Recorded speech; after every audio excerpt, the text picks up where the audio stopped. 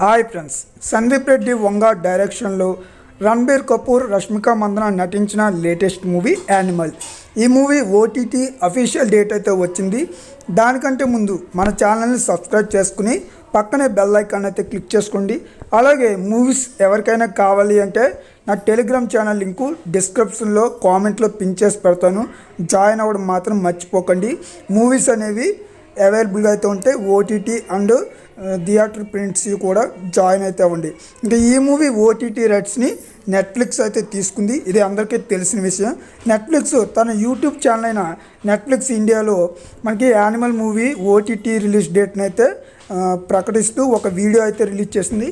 ఆ వీడియోలో జనవరి 26న animal movie నెట్ఫ్లిక్స్లో హిందీ, తమిళ్, తెలుగు, మలయాళం, కన్నడ ఈ 5 లాంగ్వేజెస్లో స్ట్రీమింగ్ అవుతుందని కన్ఫర్మేషన్ అయితే ఇవ్వడం జరిగింది.